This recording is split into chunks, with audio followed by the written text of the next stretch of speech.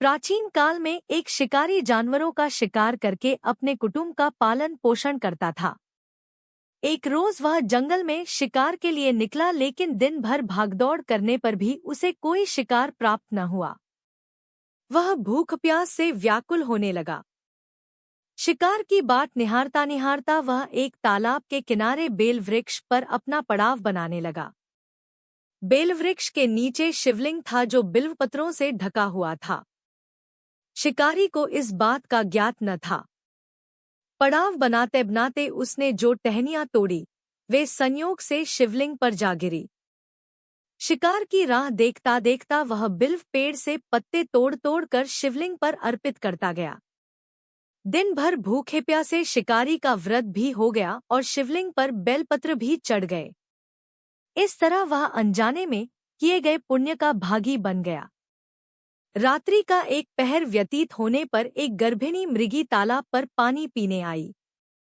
शिकारी ने धनुष पर तीर चढ़ाकर ज्यों ही प्रत्यंचा खींची, मृगी बोली, शिकारी मुझे मत मारो, मैं गर्भिणी हूँ, शीघ्र ही प्रसव करूंगी। तुम एक साथ दो जीवों की हत्या करोगे, जो ठीक नहीं है।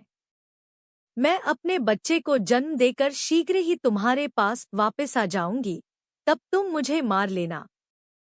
शिकारी को हिरणी सच्ची लगी। उसने तुरंत प्रत्यंचा ढीली कर दी और मृगी झाड़ियों में लुप्त हो गई। कुछ समय उपरांत एक और मृगी उधर से निकली। शिकारी बहुत खुश हुआ कि अब तो शिकार मिल गया। समीप आने पर उसने धनुष पर बाण चढ़ाया। मृगी ने विनम्रतापूर्वक निवेदन किया, हे शिकारी, मैं थोड़ी देर पहले ही ऋतु से निवृत्त हुई हूँ, कामातुर विरहिणी हूँ, अपने प्रिय की खोज में भटक रही हूँ। मैं अपने पति से मिलकर शीघ्र ही तुम्हारे पास आ जाऊंगी। शिकारी ने उसे भी जाने दिया।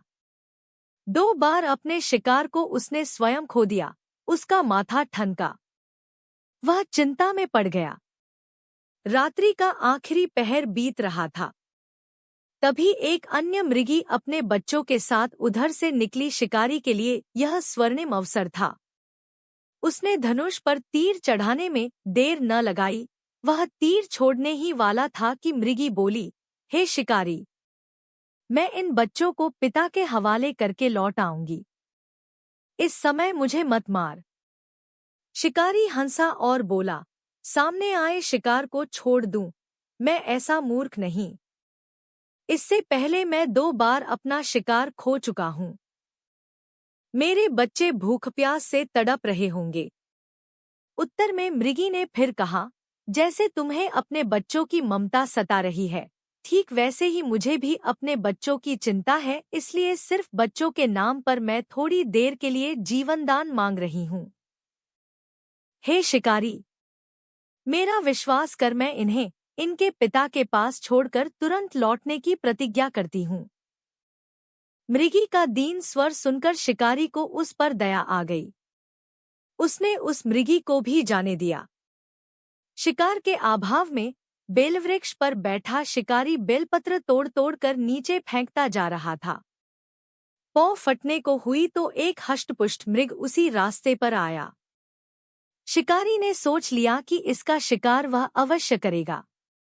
शिकारी की तनी प्रत्यंचा देखकर मृग विनीत स्वर में बोला, हे शिकारी भाई, यदि तुमने मुझसे पूर्व आने वाली 3 मृगियों तथा छोटे छोटे बच्चों को मार डाला है तो मुझे भी मारने में विलंब न करो, ताकि उनके वियोग में मुझे एक क्षण भी दुख न सहना पड़े। मैं उन मृगियों का पति हूँ।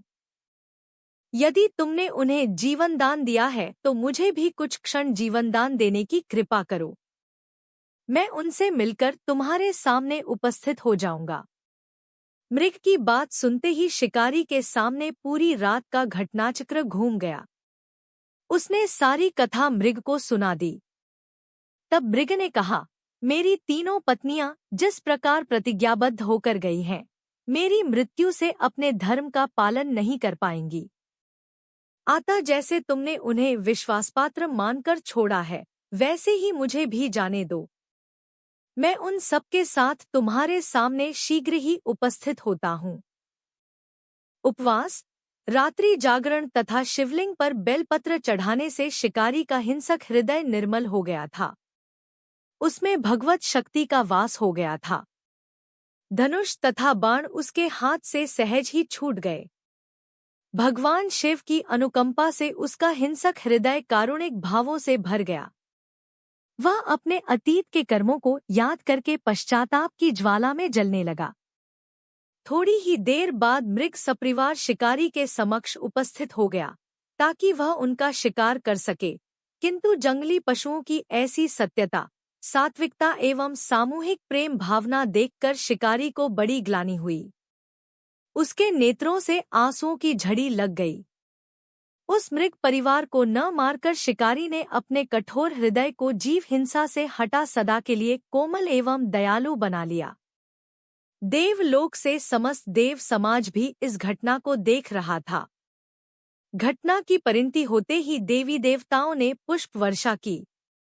तब शिकारी तथा मृग परिवार मोक्ष को प्राप्त हुए। भगवान शिव की आरती। जय शिव ओंकारा उ जय शिव ओंकारा।